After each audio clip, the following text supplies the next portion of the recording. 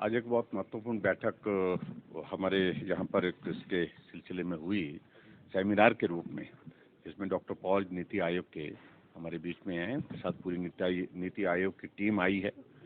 और हिमाचल प्रदेश में पोषण अभियान में हम बेहतर कर सकें, उस दृष्टि से बहुत सारी चीज़ों को लेकर के यहाँ पर आज के सेमिनार में चर्चा हो रही है। सभी डिप्टी कमिश्नर इसमें भी जुड़े हुए हैं और सारे हमारे अधिकारी भी इसमें जुड़े हुए हैं। और सबसे महत्वपूर्ण चीज़ें हैं कि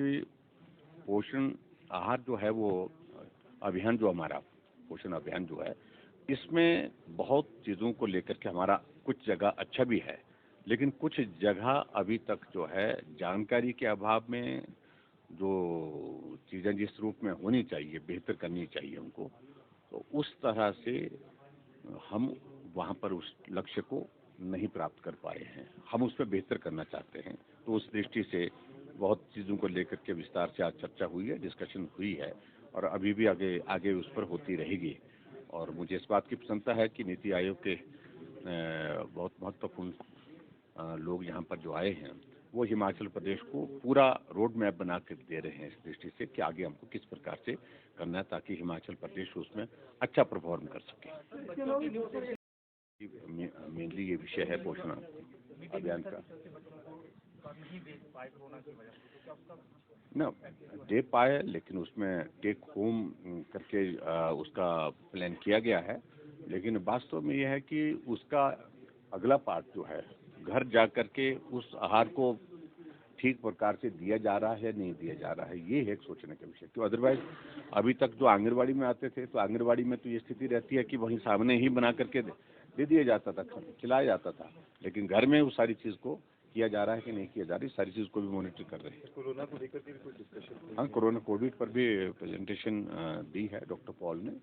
और ख़ास तौर से पर्टिकुलरली ये जो नया वेरिएंट आया है ओमिक्रॉन, जो जिसके सिलसिले में बहुत चीज़ें आजकल समाचार पत्र में हम सुन रहे हैं, लेकिन उनका कहना था कि चिंता का विषय नहीं, आखिरकार ये भी कोविड का ही एक रूप है और इस पर अभी तक बहुत सारी जानकारी हासिल की जा रही है, लेकिन फिर भी उसके बावजूद सावधानी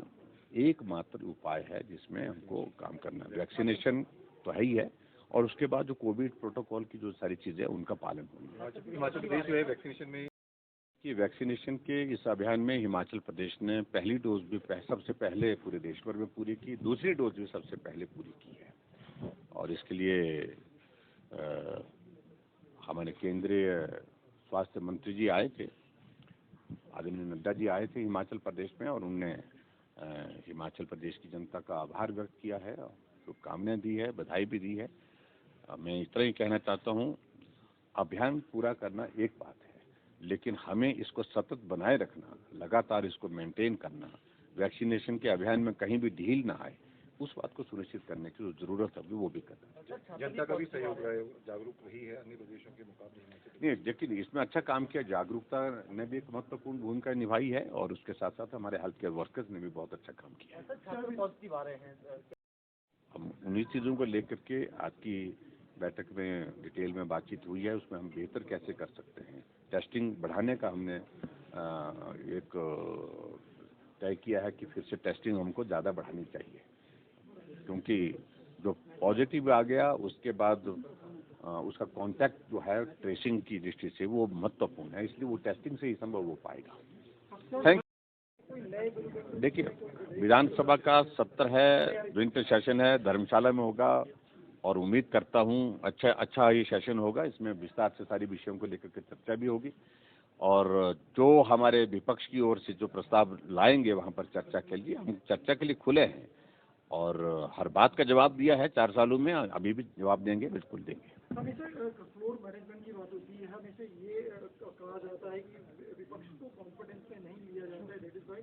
डिस्ट्रप्शन होती है, पर ये तैयारी रहेगी। मैं उम्मीद करता हूँ, देखिए हमने बहुत सौहार्दपूर्ण माहौल में सारे आज तक के सत्र किए हैं विधानसभा के, और उसमें अच्छा बिजनेस उसमें हुआ है, लेकिन फिर भी मैं